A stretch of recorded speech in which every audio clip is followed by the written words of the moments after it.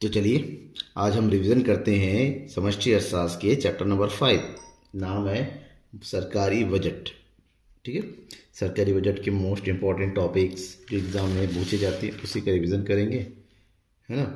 तो सब्सक्राइब नहीं किया है आपने, सब्सक्राइब जरूर कर लीजिएगा और हाँ शेयर जरूर कीजिए अपने दोस्तों बीच में। तो सरकारी बजट शुरू करते हैं हम। बजट कैसे, बजट किसे कहते हैं? नॉर्मली आप किसी से पूछिए बजट क्या है। बजट का मतलब क्या होता है? आय और व्यय का विवरण होता है। हर कोई बजट बनाता है, घर में बजट, घरेलू बजट बनता है, ठीक ना। बट हम यहाँ पर सरकारी बजट बना के बारे में पढ़ रहे हैं। बजट यानी कि कौन सा बजट? सरकारी बजट। सरकारी बजट सरकार के द्वारा देश के विकास के लिए जो सरकार बजट बनाया जाता है उसे हम सरकारी बजट कहते हैं। तो सरकारी बजट किसे कहते हैं? सरकारी बजट क्या है? एक देश के वित्तीय वर्ष के लिए, किसी आगामी वित्तीय वर्ष के लिए सरकार की अनुमानित आय एवं व्यय का विवरण, ठीक है ना। अनुमानित आय एवं अनुमानित व्यय का विवरण क्या होता है? सरकारी बजट जो देश के विकास के लिए प्रयोग किया जाता है।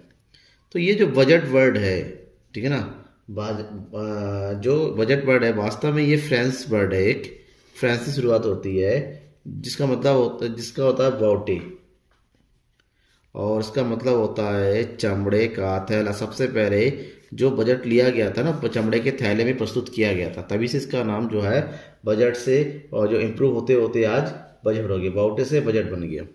और ये प्रत्येक वर्ष जो लेखाकार वर्ष होता है, जिसमें जो है वित्तीय वर्ष, जैसे भारत का है 1 अप्रैल से लेकर 31 मार्च को पेश के लिए तैयार होता है। और भारत में बजट पेश किया जाता है कब? 2 फरवरी को पेश किया जाता है, यानी कि first week of the February, ठीक है ना।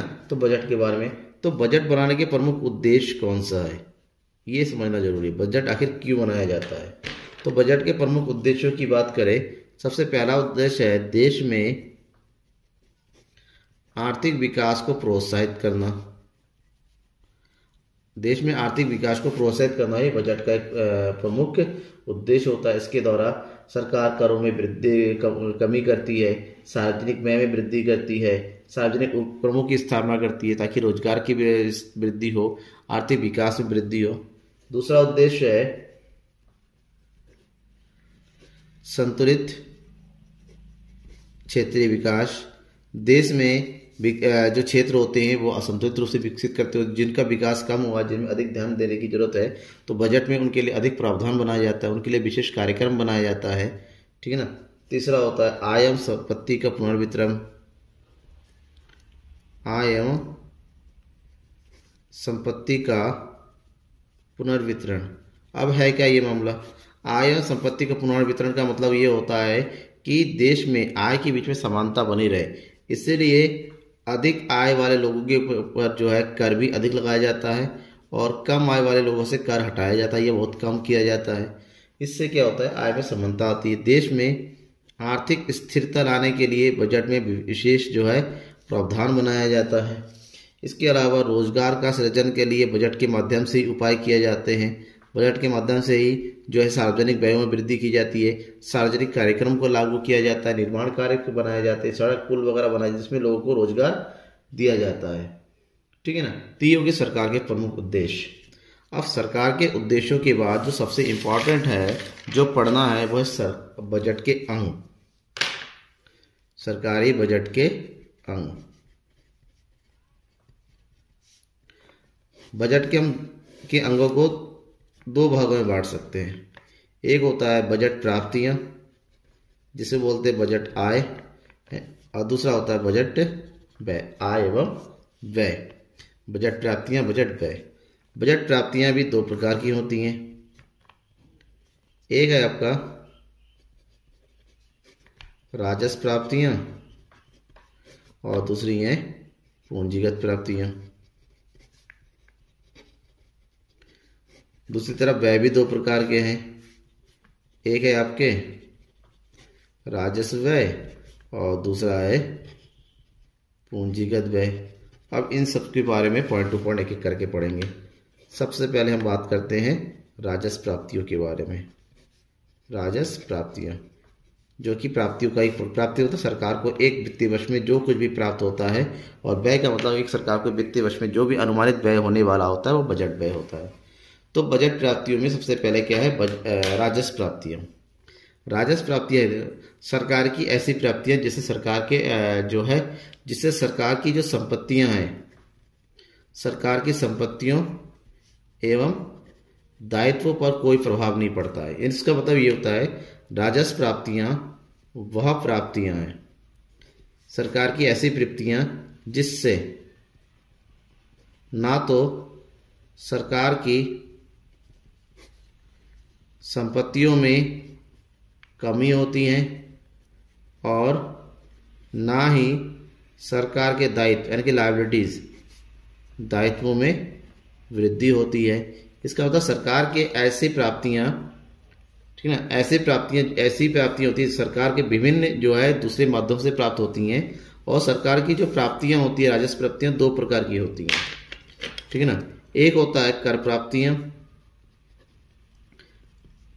दूसरा है गैर कर प्राप्तियां। गैर कर प्राप्तियां, कर प्राप्तियां यानी कि इसमें सबसे पहले पढ़ना होगा कर के बारे में। कर क्या होता है? कर एक अनिवार्य भुगतान होता है। कर एक अनिवार्य भुगतान होता है जिसको प्रत्येक व्यक्ति को भुगतान करना पड़ता है, बदले में उसे कोई उचित लाभ नहीं मिलता है, ठीक है ना। उसके बदले में प्रतिफल मिलेगा, कोई लाभ की प्राप्ति होती है ऐसा नहीं है। अब जो कर प्राप्तियां होती हैं, जो कर वो दो प्रकार की होती हैं। एक है आपका प्रत्यक्ष कर और एक है आपका अप्रत्यक्ष कर, direct tax and indirect tax. प्रत्यक्ष कर क्या है? प्रत्यक्ष कर ऐसे कर होते हैं कि जिसका कर भार जिस पर पड़ता है उसी को इसका भुगतान करना पड़ता है। नहीं, उसके प्रत्यक्ष कर का क्या नहीं होता? हस्तांतरण नहीं हो सकता, वो किसी और को हस्तांतरण नहीं कर सकता। फॉर एग्जाम्पल जैसे आयकर, जिसकी आय होती है उसको पेमेंट करना पड़ता है, आयकर हो गया। जिसके नाम पे संपत्ति होती है उसी को जो है ये पेमेंट करना पड़ता है, संपत्ति कर हो गया। जिसके नाम से निगम होता है, कंपनी होती है, उसको निगम कर भरना पड़ता है, ये प्रत्यक्ष कर होता है। दूसरी तरफ है अप्रत्यक्ष कर। अप्रत्यक्ष कर ऐसे कर होते हैं जिसका कर भार और उसको भुगतान करने वाले अलग अलग हो सकते हैं, यानी कि भुगतान करने वाला और कर भार वाला व्यक्ति अलग अलग हो सकता है, इसलिए अप्रत्यक्ष कर कहते हैं, ठीक है ना। इसका मतलब ये होता है इस करों को दूसरे व्यक्ति पर हस्तांतरण किया जा सकता है या किया जाता है। फॉर एग्जाम्पल जीएसटी लगाया जाता है दुकानदारों पर और भरता कौन है? ग्राहक, ठीक है। ये जो है अप्रत्यक्ष कर प्राप्तियां होती हैं, यानी कि ऐसे प्राप्तियां कि जिस पर लगाया जाता है वो ना भुगतान करके कोई और भुगतान करता है, उसे अप्रत्यक्ष कर कहते हैं। बेसिकली इसके बारे में अंतर ही पूछा जाता है कि प्रत्यक्ष कर या अप्रत्यक्ष कर में अंतर बताइए, तो इजीली आप बता सकते हैं। कर प्राप्तियों के बाद दूसरा होता है राजस्व में गैर कर प्राप्तियां। गैर कर प्राप्ति का मतलब होता है वे प्राप्तियां जो सरकार को कर के अलावा प्राप्त होती है, ठीक है ना। और कर के अलावा क्या क्या प्राप्त होती हैं? सरकार विभिन्न कार्यों के बदले में फीस वसूलती है, जैसे लाइसेंस फीस हो गया, रजिस्ट्रेशन फीस हो गया, ठीक है ना। सरकार कानून तोड़ने पर जुर्माना वसूल करती है, ठीक है ना, चालान करती हैं, या फिर सरकार के द्वारा संपत्तियों का जब्ती किया जाता है, जब्ती से प्राप्त जो है होता है। इसके अलावा सरकार जो है सार्वजनिक उद्यमों से आय होती है, यानी कि जो गवर्नमेंट कंपनीज है वहाँ से आय की प्राप्ति होती है। सरकार को उपहार मिलता है, सरकार को अनुदान की प्राप्ति होती है, इन सब से सरकार को जो है दान की प्राप्ति होती है, इन सब से सरकार की आय होती है, जिससे कोई कर नहीं, मतलब किसी कार्य के प्रतिफल स्वरूप या फिर दान के रूप में प्राप्त होता है। ऐसे प्राप्तियों को हम गैर कर प्राप्तियां कहते हैं। गैर कर प्राप्तियों के बाद हमें पढ़ना है प्राप्तियों में पूंजीगत प्राप्तियां, जिसको बोलते हैं कैपिटल रिसिप्ट्स। पूंजीगत प्राप्तियां क्या है? सरकार की ऐसी प्राप्तियां जिनसे या तो सरकार की संपत्तियां कम होती हैं, ठीक है ना, या फिर सरकार के दायित्वों में वृद्धि होती है, या सरकार की संपत्ति एसेट्स कम हो जाएंगे, या सरकार की लायबिलिटी बढ़ जाएगी। वैसे पूंजीगत प्राप्तियों को 3 कैटेगरी में बांटा गया है। 3 प्रकार की प्राप्तियां होती हैं। नंबर 1, ऋणों की वसूली। सरकार ने अगर किसी को ऋण दिया हुआ है, उसकी वसूली करती है, उससे पैसा प्राप्त करती है, सरकार को प्राप्त हो जाता है ठीक है। दूसरा, सरकार ऋण या उधार लेती है, सरकार कर्जा लेती है, जो सरकार के दायित्वों में वृद्धि होती है। और चौथा, विनिवेश। सरकार सरकारी उपक्रमों का, सार्वजनिक उपक्रमों का विक्रय कर देती है, उसका विनिवेश करती है, उससे भी सरकार को आय की प्राप्ति होती है। ये इस तरीके की सरकार की पूंजीगत प्राप्तियां होती हैं। पूंजीगत प्राप्तियों के बाद जो दूसरा होता है व्यय, गवर्नमेंट एक्सपेंडिचर, यानी कि एक वित्तीय वर्ष में सरकार के द्वारा सरकार को जो भी अनुमानित व्यय होते हैं, ठीक है ना, उसको सरकार के व्यय कहा जाता है। सरकार के व्यय भी 2 प्रकार की होती हैं। नंबर 1, राजस्व व्यय। राजस्व व्यय सरकार के व्यय होते हैं जिसको देश के विकास के लिए अनिवार्य रूप से करना पड़ता है। इससे सरकार के दायित्वों एवं संपत्तियों पर कोई प्रभाव नहीं पड़ता है। इसका मतलब होता है कि ऐसे व्यय जिनसे ना तो संपत्तियों का निर्माण होता है और ना ही दायित्वों में कमी होती है, ऐसे व्यय को राजस्व व्यय कहते हैं। ठीक है, तो राजस्व व्यय जैसे विभिन्न प्रकार की केंद्रीय योजनाओं में होने वाला व्यय, रक्षा उपायों के लिए होने वाला व्यय, रक्षा व्यय, ब्याज का भुगतान करना होता है, ठीक है ना, सरकारी कर्मचारियों के लिए वेतन भुगतान होता है, परिवार कल्याण के लिए किया गया व्यय, शिक्षा आदि पर किया गया व्यय, ठीक है ना, चिकित्सा पर किया गया व्यय, ये सब जो है सरकार के ऐसे व्यय होते हैं जिससे संपत्तियों का निर्माण नहीं होता है, इससे दायित्वों भी कमी नहीं होती है, लेकिन देश के कल्याण के लिए, विकास के लिए करना ही पड़ता है। राजस्व व्यय के बाद आता है पूंजीगत व्यय। पूंजीगत व्यय, ठीक है ना।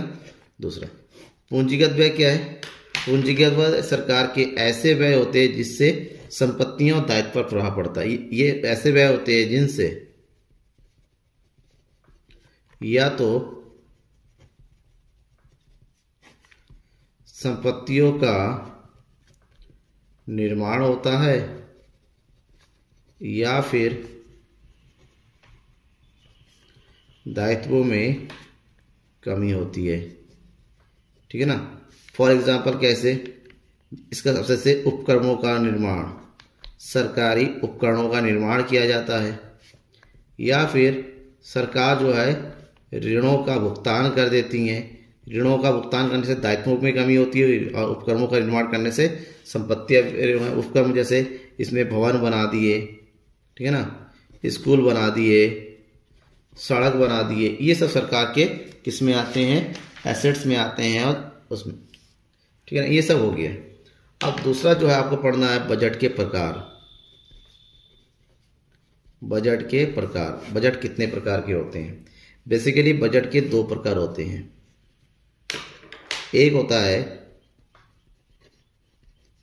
संतुलित बजट और दूसरा होता है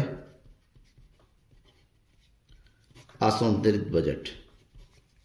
जैसे संतुलित बजट कैसा बजट होता है? संतुलित बजट ऐसे बजट होते हैं जहां पर सरकार की प्राप्तियां, की सरकार के आय और सरकार के व्यय आपस में बराबर होते हैं, उसे संतुलित बजट कहते हैं। और असंतुलित बजट ऐसे बजट होते हैं जहां पर सरकार के आय और व्यय आपस में बराबर नहीं होते हैं। तो जब बराबर नहीं होते हैं, इस कारण से संतुलित व्यय बजट जो होता है, असंतुलित बजट जो है, ये 2 प्रकार का होता है। एक होता है आपका बचत का बजट और दूसरा होता है घाटे का बजट। बचत का बजट क्या है? बचत का बजट ऐसा बजट होता है जहां पर सरकार की आय उसके व्यय से अधिक होती हैं। सरकार की आय ज़्यादा होती हैं और व्यय कम होती है। बेसिकली ये स्थितियाँ तब होती है जब देश में जो है बहुत अधिक महंगाई की स्थिति उत्पन्न होती है। नॉर्मली ये बजट कोई नहीं बनाता है, बट घाटे का बजट सबसे ज़्यादा कंट्रीज के द्वारा बनाया जाता है, क्योंकि देश के विकास के लिए जरूरी होता है। घाटे का बजट ऐसा बजट होता है जहाँ पर सरकार की आय कम होती हैं और व्यय अधिक होती हैं। इसे जो हम क्या कहते हैं, घाटे का बजट कहा जाता है। ठीक है ना। अब हमें पढ़ना है जो घाटे का बजट में हमने देख लिया कि घाटे का बजट बनाया जाता है। आखिर घाटे कितने प्रकार के होते हैं, कि बजटीय घाटा क्या होता है। बजटीय घाटा का मतलब होता है ऐसी स्थिति जहां पर सरकार के आय से ज़्यादा सरकार की व्यय होती हैं, उसे जो घाटे की स्थिति कहते हैं। इसका मतलब होता है जो घाटा होता है बजट घाटा, बजट घाटा बराबर क्या होता है, सरकार की प्राप्तियां, यानी कि बजट व्यय माइनस बजट प्राप्तियां। व्यय अधिक होता है, प्राप्तियां, दोनों का जो अंतर होता है वो क्या होता है, बजट घाटा होता है। ठीक है ना। अब जो बजट घाटे होते हैं ये 3 प्रकार के होते हैं, 3 प्रकार के घाटे होते हैं। नंबर 1 पहला होता है आपका राजस्व घाटा, राजस्व घाटा। नंबर 2 होता है राजकोषीय घाटा, और नंबर 3 होता है प्राथमिक घाटा। इन तीनों के बारे में थोड़ा थोड़ा पढ़ लेते हैं। नंबर 1 राजस्व घाटा, ठीक है, जिसको बोलते हैं इंग्लिश में रेवेन्यू डिफिसिट। राजस्व घाटा घाटे की ऐसी स्थिति होती है जहां पर केवल राजस्व व्यय और राजस्व आय को शामिल, यानी कि ऐसी स्थिति जहां पर सरकार की राजस्व व्यय और राजस्व आय से अधिक होती है उसको हम राजस्व घाटा कहते हैं।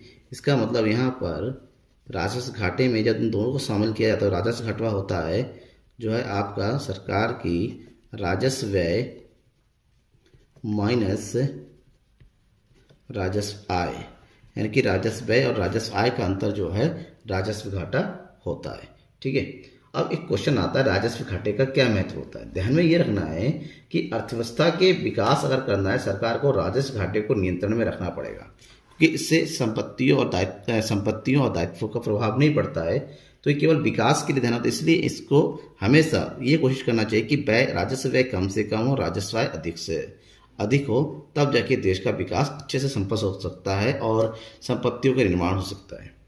तो राजस्व घाटे के बाद दूसरा जो घाटा होता है वो क्या है, राजकोषीय घाटा।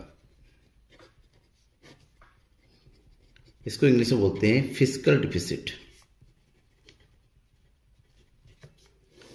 राजकोषीय घाटा एक ऐसा घाटा होता है जिसमें सभी प्रकार के कुल व्यय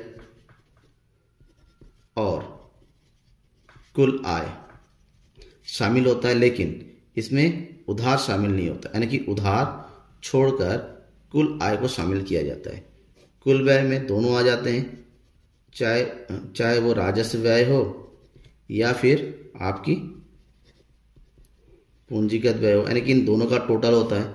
जबकि कुल आय में आपके सारे राजस्व आय शामिल होता है, लेकिन जो पूंजीगत आय होती हैं, पूंजीगत आय में ऋण शामिल नहीं होता, उधार शामिल नहीं होता, ऋण को छोड़कर सभी।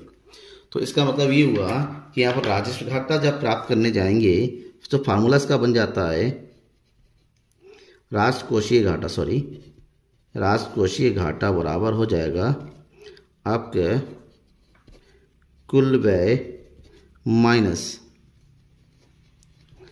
कुल आय, यानी कि कुल प्राप्ति, जिसमें क्या शामिल नहीं किया जाता है, उधार छोड़कर, उधार को शामिल नहीं किया जाता है, वो होता है राजकोषीय घाटा। अब बजट घाटे का तीसरा प्रकार है प्राथमिक घाटा, जिसको इंग्लिश में बोलते हैं प्राइमरी डिफिसिट। प्राइमरी डिफिसिट वास्तव में प्राथमिक घाटा जो है किससे प्राप्त किया जाता है, राजकोषीय घाटे के बाद ही प्राप्त किया जाता है। इसका मतलब ये हुआ कि ये राजकोषीय घाटा, प्राथमिक घाटा, ये पता चलता है कि देश में वास्तव में अगर ब्याज का भुगतान करना होता है, उधारी लिया हुआ उसके ब्याज के भुगतान के अलावा जो देश के विकास के लिए कितना हमने घाटा उठाया, ये पता किया जाता है।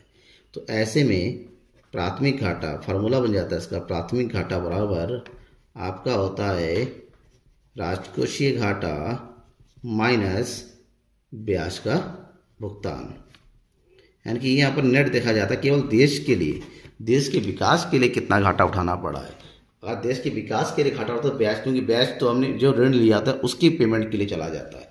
और वास्तव में आपको मैं बताऊं, देश की आय का एक बहुत बड़ा हिस्सा हम आज भी ब्याज के भुगतान के रूप में करते हैं, ठीक है ना, ये ध्यान में रखना आप लोग।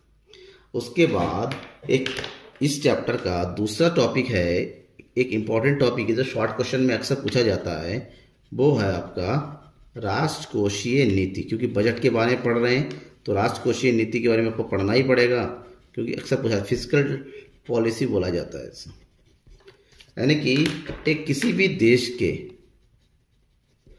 बजट से संबंधित जो नियम होते हैं या सिद्धांत होते हैं, जो नीतियां होती है, इनको हम राजकोषीय नीति कहते हैं। इसके माध्यम से देश में होने वाले जो है आय एवं व्ययों का से संबंधित नीतियां बनाई जाती है। किस प्रकार से आय की प्राप्त होगी, किस प्रकार से व्ययों को किया जाएगा, इन सब के लिए जो नीतियां बनाई जाती हैं, इन नीतियों को राजकोषीय नीति कहते हैं, ठीक है ना। एक थे इकोनॉमिक्स आर्थर स्मिथीज, क्या है, आर्थर स्मिथीज नाम के एक अर्थशास्त्री थे, जिनका कहना था राजकोषीय नीति वह नीति है जिसके अंतर्गत सरकार अपने व्यय एवं आगम के कार्यक्रमों का उपयोग राष्ट्रीय आय, उत्पादन तथा रोजगार पर वांछित प्रभाव डालने के लिए तथा अवांछित प्रभाव को रोकने के लिए करती है, ठीक है। ये राजकोषीय नीति होता है। अब राजकोषीय नीति बेसिकली कि अगर हम कहें कि एक विकासशील देश के द्वारा सबसे ज्यादा उपयोग में आता है, तो एक विकासशील देश के लिए राजकोषीय नीति के प्रमुख उद्देश्य क्या है। सबसे पहला उद्देश्य है विकास की दर में वृद्धि करना, विकास दर में वृद्धि करने के लिए उपाय करना। दूसरा, देश के लिए जो विनियोग है, विनियोग के साधनों का एकत्रीकरण किया जाता है इसके माध्यम से, ठीक है ना। उसके बाद बढ़ती राष्ट्रीय आय का पुनर्वितरण किया जाता है इसके माध्यम से, आय का पुनर्वितरण। और लास्ट में है देश में आर्थिक स्थिरता को बनाए रखना भी जो है राजकोषीय नीति का एक प्रमुख उद्देश्य होता है, ठीक है। तो ये तो हो गया इस चैप्टर के जो सबसे बहुत इंपॉर्टेंट टॉपिक है जो आपको मैंने बता रखा है, ठीक है। इस टॉपिक को क्लियर कीजिएगा, कोई डाउट रहता है तो जरूर बताइएगा मुझे कमेंट बॉक्स में कमेंट करके। Thank you.